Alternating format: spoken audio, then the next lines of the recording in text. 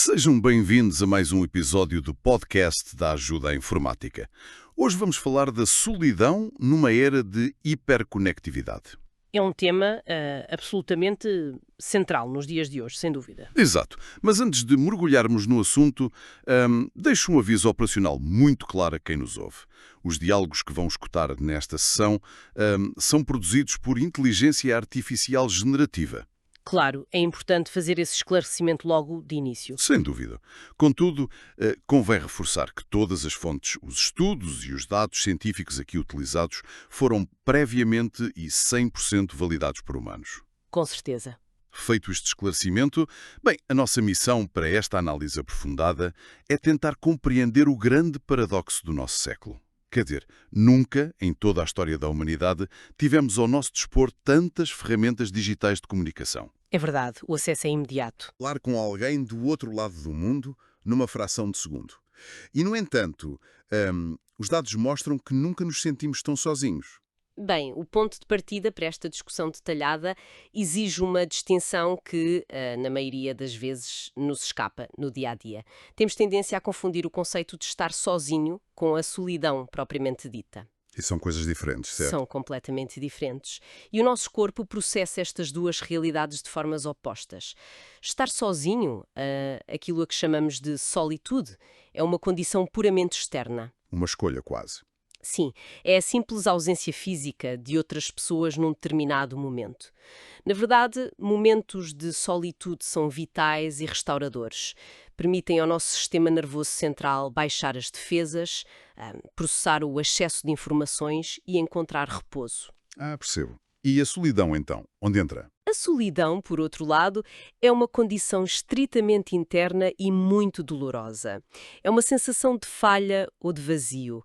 Nasce da discrepância profunda entre as conexões sociais que uma pessoa efetivamente tem e aquelas que, no seu íntimo, a deseja e necessita ter para se sentir segura. Bem, vamos analisar isto com cuidado. Se pensarmos nessa dor interna de que fala, tentar curar essa solidão recorrendo apenas ao ecrã de um telemóvel ou às redes sociais é, de certa forma, como beber água salgada quando se tem muita sede.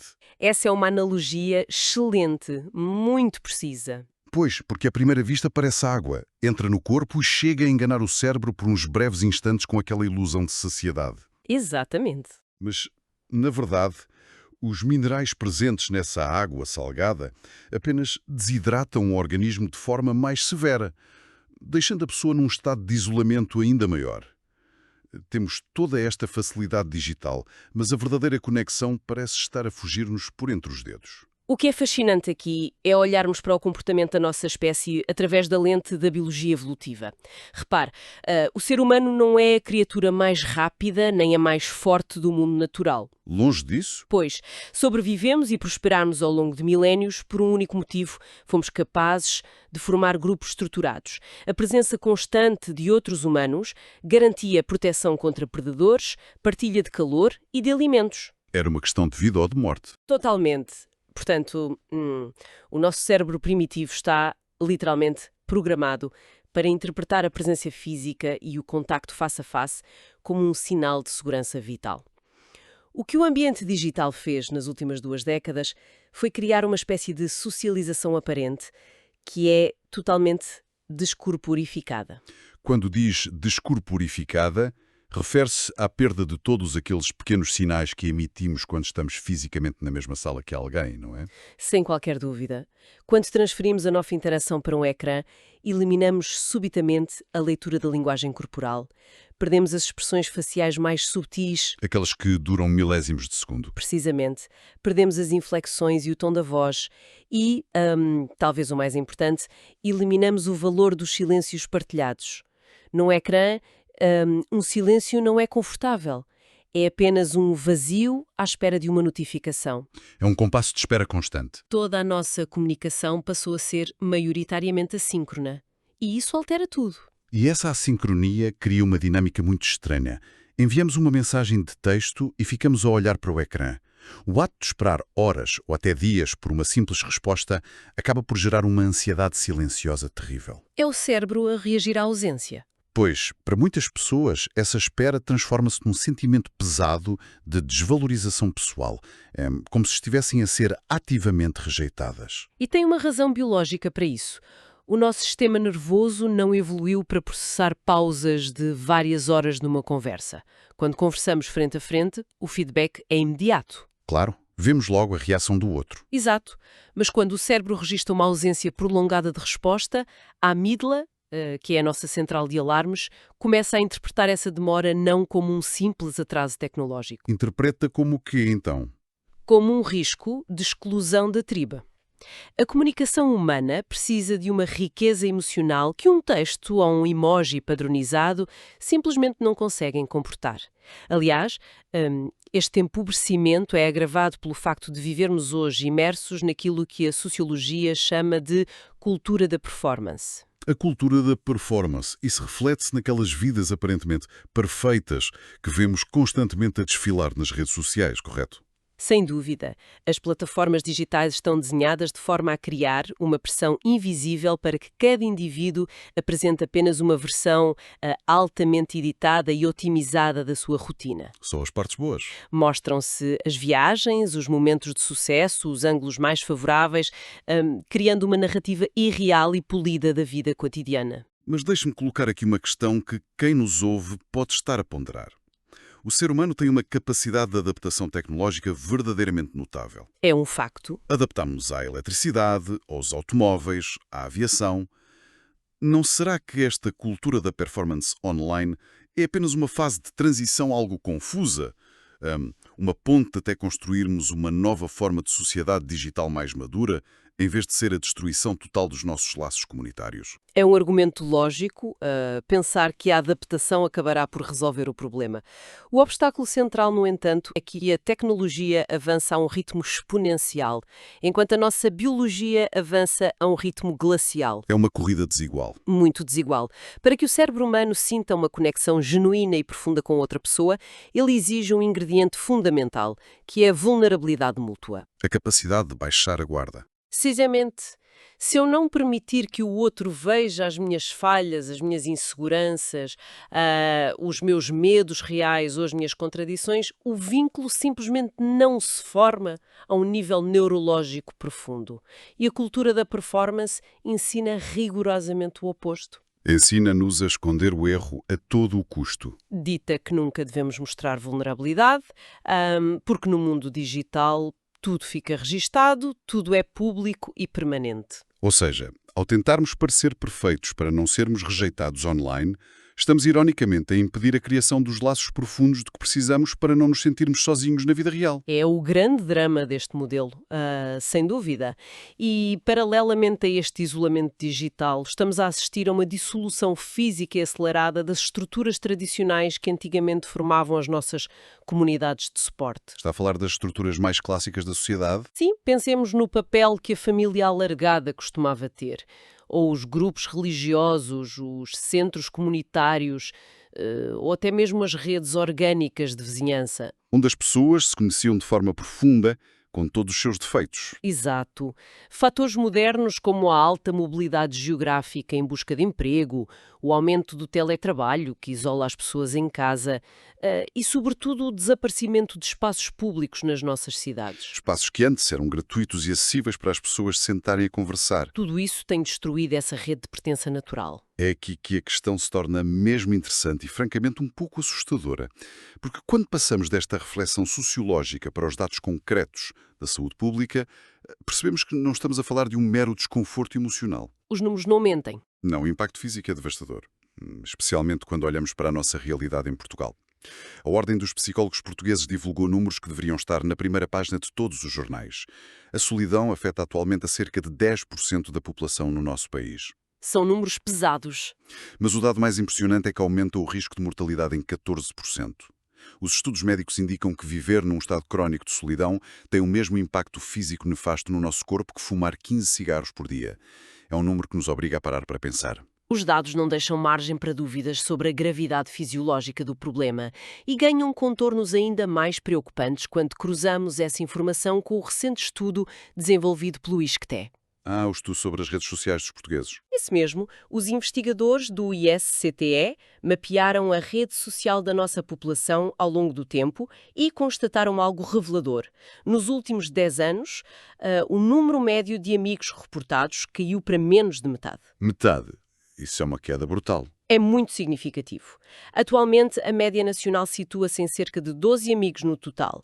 Desses, apenas 3 são considerados verdadeiramente íntimos ou próximos.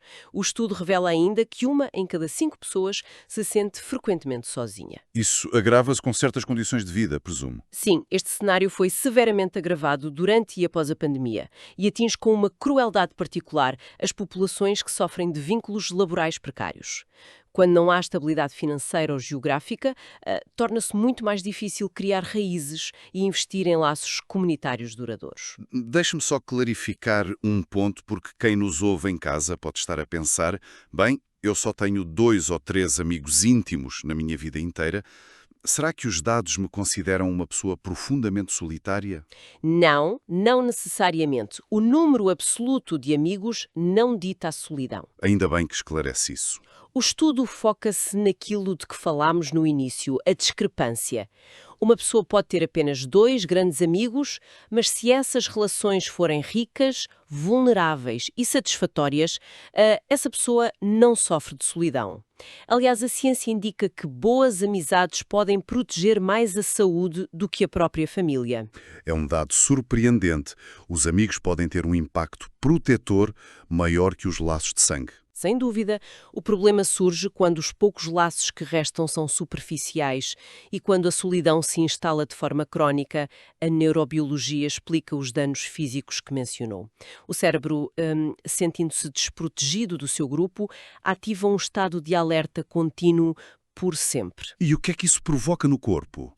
Este estado eleva dramaticamente a produção de cortisol, que é a hormona do stress. É como aquela sensação de pânico físico que temos quando nos apercebemos de que estamos completamente perdidos numa cidade estranha, mas a ocorrer de forma constante no nosso próprio sofá. A analogia é perfeita, é exatamente essa tensão contínua. Esse cortisol constantemente elevado no sangue compromete a eficácia do sistema imunitário, aumenta a inflamação geral do corpo e eleva a pressão arterial. É um desgaste invisível, mas real. Mas a descoberta mais fascinante das últimas décadas, liderada por investigadores pioneiros, foi mapear a atividade da amígdala cerebral em pessoas solitárias. E o que descobriram ao observar a amígdala? Demonstrou-se que o nosso cérebro processa a dor da rejeição social e do isolamento, utilizando exatamente as mesmas vias neurais que utiliza para processar uma dor física extrema, como uma queimadura ou um osso partido. Uau! A mesma via de uma queimadura? Exatamente. Para o cérebro, a exclusão social não é uma metáfora, é uma dor literal que fragmenta a qualidade do sono, destrói a capacidade de concentração e compromete a nossa tomada de decisão. Deixa a pessoa quase hipervigilante, não é? Torna-nos hipersensíveis imaginando ameaças e hostilidade onde elas não existem. Compreender essa mecânica, o facto de que o cérebro tenta proteger-se a todo o custo dessa dor terrível, ajuda-nos a olhar de outra forma para os comportamentos que observamos diariamente.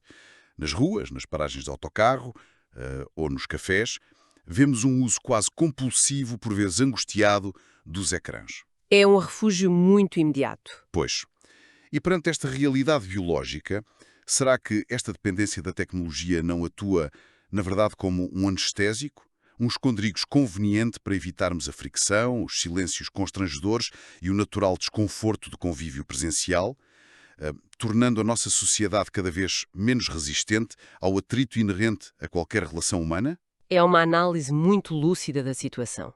Para compreendermos como chegamos a este ponto de anestesia social, é fundamental que quem nos ouve saiba diferenciar claramente 3 conceitos comportamentais que hoje se cruzam. Vamos a eles, então. O primeiro fenómeno é a chamada nomofobia.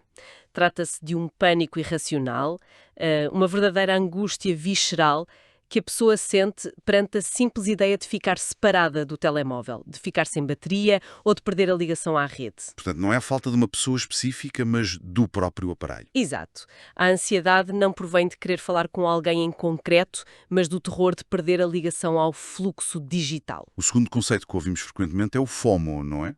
Sim, o FOMO, que deriva da expressão inglesa Fear of Missing Out, é ligeiramente diferente. É um medo opressivo e constante de estar a perder algo importante. A pessoa olha para o ecrã e vê os outros a divertirem-se, a participarem em eventos sociais, e sente uma ansiedade profunda por estar de fora. É aquela angústia de que a vida está a acontecer no outro lado. Precisamente. E por fim temos a ansiedade social real. Este é um quadro clínico mais antigo, mas que a tecnologia veio transformar. Falamos de um medo paralisante do contacto humano direto, do receio do julgamento imediato e da interação presencial. Mas como é que um aparelho tecnológico que supostamente serve para comunicar se transforma na muleta principal de alguém que tem pânico do convívio social? Para quem sofre de ansiedade social, o telemóvel é o refúgio perfeito, como tão bem definiu com o termo anestésico. Ele permite à pessoa manter uma ilusão de contacto através de mensagens de texto, mas garantindo um controle ditatorial sobre a interação. Porque atrás do ecrã não há risco de gaguejar. Nem de ficar sem saber o que dizer. A pessoa pode escrever, apagar, reescrever a resposta durante 10 minutos até achar que soa perfeitamente natural e inteligente. Reduz-se a quase zero o risco do embaraço imediato. E qual é o reverso da medalha dessa prática? O grande perigo desta prática sistemática é que o indivíduo perde a sua resiliência emocional. O músculo da comunicação presencial, que precisa do imprevisto e da espontaneidade para se manter forte, acaba por atrofiar completamente. O exemplo mais visível desse atrofiamento é, sem dúvida, o que acontece à mesa de um restaurante. O fenómeno que em inglês chamam de phubbing, não é? Pessoas que estão fisicamente sentadas na mesma mesa a partilhar uma refeição, mas em que todos estão mergulhados num ecrã, num deslizar infinito nos seus próprios telemóveis. O phubbing ilustra na perfeição a degradação da qualidade da nossa atenção. Ao estarmos num restaurante, a olhar para o dispositivo móvel, em vez de olharmos para a pessoa à nossa frente, quebramos por completo a atenção partilhada.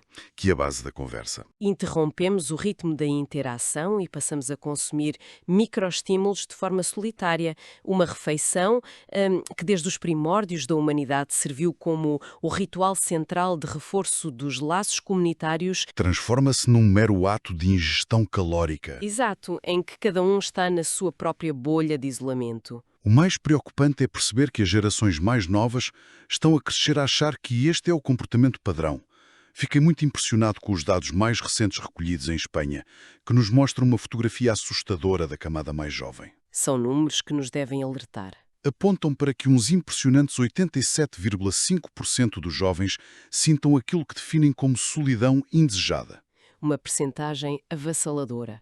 E perante este abismo emocional e a ausência de relações profundas de confiança, assistimos ao despontar de um fenómeno inteiramente novo: o recurso intensivo a sistemas de inteligência artificial generativa como confidentes. Sim, é uma tendência em forte crescimento. Os jovens estão a usar estas máquinas para obterem apoio emocional e para procurarem aconselhamento na tomada das suas decisões mais íntimas. Isto levanta uma questão importante sobre a natureza da empatia e do conforto. O funcionamento destes sistemas baseia-se numa estrutura tecnológica a que chamamos rede neuronal. Uma rede neuronal. Como é que isso atua na prática, no campo emocional? De forma muito simplificada, esta rede neuronal consome quantidades gigantescas de texto humano e, através de complexos cálculos matemáticos, aprende a prever qual será a próxima palavra mais provável numa frase. Para criar um diálogo fluido? Exato, para criar respostas coerentes e altamente satisfatórias para o utilizador. Estudos demonstraram que interagir com uma inteligência artificial desenhada para ser atenciosa pode, efetivamente, reduzir de forma temporária a sensação aguda de solidão de um ser humano. Se me permite a metáfora, é quase como se estivessem a conversar com um espelho incrivelmente sofisticado. A máquina analisa os padrões da pessoa e devolve exatamente aquilo que ela quer ou precisa de ouvir naquele momento de fragilidade. Mas um espelho não sofre connosco. E o perigo reside exatamente nessa ilusão. A rede neuronal simula o ato da escuta ativa de forma brilhante. Simula a compreensão e até simula a linguagem do afeto. Mas falta ali algo essencial. Faz tudo isto através do processamento matemático de padrões de dados, desprovida de qualquer centelha de empatia genuína. A máquina não tem corpo, não sente dor, não conhece a mortalidade e, como tal, não compreende o sofrimento. É uma simulação fria. Confiar de forma excessiva a nossa estabilidade emocional estes sistemas requer que nossa sociedade aposte fortemente na educação para o pensamento crítico. O conforto oferecido pela máquina é sempre superficial, porque elimina a vulnerabilidade partilhada de que falávamos. Então, o que é que isto tudo significa na prática? Se a digitalização acelerada nos retirou aquele tempo não estruturado, aquela presença física imperfeita e constante que existia nas comunidades de antigamente, como é que saímos deste buraco? Como podemos passar de um diagnóstico tão pesado para as soluções do dia-a-dia? A transição para as soluções exige, antes de mais, que abandonemos uma intuição profundamente enraizada, mas errada. A ideia de que o problema da solidão se resolve aumentando o volume e a quantidade das nossas interações sociais. Mais festas, mais amigos nas redes. É errado. A resposta não é preencher a agenda, tentar ir a todos os eventos sociais ou adicionar dezenas de conhecidos. A ciência antropológica é muito clara neste aspecto, nomeadamente através da chamada regra de Dunbar. A regra de Dunbar. O que nos diz essa regra? O investigador, Robin Dunbar, estudou a capacidade de processamento do neocórtex humano e demonstrou que o nosso cérebro tem limites estritos. Conseguimos manter um círculo de conhecimentos mais alargado, sim, mas somos biologicamente incapazes de manter mais de 5 relações verdadeiramente profundas em simultâneo. Portanto, a chave não é a expansão desmedida, mas sim a contração provocar no que realmente importa. Investir em meia dúzia de laços, mas nutri-los com presença constante e genuína. A qualidade da ligação sobrepõe-se totalmente à quantidade. E a melhor forma de gerar essa qualidade é através da pertença a comunidades físicas com rotinas presenciais assentes em um propósito. Um propósito partilhado? Sim, e a abordagem varia naturalmente com a idade. Para os mais jovens, recomenda-se fortemente a integração em equipas desportivas ou atividades de grupo físico. O desporto obriga ao contacto real, ensina a lidar com o atrito e permite partilhar tanto as vitórias como a dor das derrotas num ambiente seguro. E por uma demografia mais madura. Para quem nos ouve e talvez já tenha passado à fase de reforma, onde muitas vezes desaparece o convívio diário do local de trabalho, e o risco de isolamento dispara de forma severa. Nessas fases mais avançadas da vida, a integração em grupos de voluntariado assume uma importância vital. Quando nos reformamos, não perdemos apenas os colegas, perdemos frequentemente o sentido de rotina e a sensação de que o nosso tempo é útil para os outros. É um vazio difícil de preencher. O voluntariado resolve este problema oferecendo um propósito partilhado. A nível puramente neurológico, a forma mais rápida que o nosso cérebro tem de criar novos vínculos fortes e libertar hormonas de ligação social é trabalhar lado a lado com outra pessoa para resolver um problema comum. É fazer algo em conjunto em vez de apenas falar sobre algo. Exato. Não exige grande conversa inicial, exige apenas presença e colaboração física num projeto comunitário. Isso reforça uma ideia muito libertadora. A conexão humana não precisa de ser um evento social grandioso ou esgotador. De todo. Aliás, surpreende muita gente saber que o simples ato de fazer uma chamada de voz tradicional, onde conseguimos escutar a entoação das palavras, o ritmo da respiração e perceber as pausas do outro lado da linha, Que são tão importantes. ou investir numa visita presencial de apenas meia hora a beber um café, constroem infinitamente mais pontos neurológicos e confere uma segurança emocional muito superior do que trocar milhares de mensagens de texto fragmentadas ao longo de várias semanas. O resgate da nossa saúde social impõe um abrandamento intencional da nossa rotina. É fundamental substituirmos passo a passo partes do nosso consumo digital diário por um simples contacto presencial sem interrupções. Sem telemóveis na mesa. Sem ecrãs pelo meio. Implica ter a coragem de nos disponibilizarmos e aceitarmos o inevitável desconforto, os silêncios ou as divergências que o convívio presencial por vezes acarreta. É necessário aceitar que a perfeição estética é a grande inimiga da verdadeira conexão. Uma reflexão que nos coloca as coisas na devida perspectiva. No final de contas, depois de tudo o que foi aqui debatido, parece-me que a verdadeira inovação hoje em dia não reside no lançamento de um modelo mais rápido de telemóvel ou numa nova aplicação revolucionária. Nem pensar. A verdadeira inovação, e talvez mesmo o ato de maior rebeldia que podemos cometer na nossa rotina moderna, é decidirmos simplesmente dedicar tempo presencial, calmo, focado e não fragmentado à pessoa que se encontra à nossa frente. É o melhor investimento que podemos fazer. Antes de terminarmos, gostaria de deixar uma ideia provocadora para a reflexão solitária de quem nos acompanhou nesta análise aprofundada. Força! À medida que caminhamos a passos largos para um modelo de sociedade e de trabalho cada vez mais mediado por ecrãs omnipresentes e por sistemas de inteligência artificial de alta performance, será que num futuro não muito distante, o maior artigo de luxo social que alguém poderá ambicionar não será uma joia rara ou um automóvel topo de gama? Mas sim a atenção humana. Exato. O simples acesso à presença física, atenta, silenciosa e não filtrada de outro ser humano. Gostaria de deixar um profundo e sincero agradecimento a todas as pessoas que dispensaram o seu tempo para nos escutarem na sessão de hoje. Muito obrigada também da minha parte. Este é sem dúvida um tema de extrema relevância, não apenas para a nossa saúde individual, mas para a própria sobrevivência do tecido da nossa sociedade. Fica aqui o convite explícito para que continuem a explorar estes temas, a refletir connosco e a descobrirem muitos mais conteúdos, análises e informações úteis. Para isso, basta visitarem o site Ajuda à Informática. Muito obrigado pela vossa companhia, valorizem as vossas relações próximas e até à nossa próxima discussão detalhada.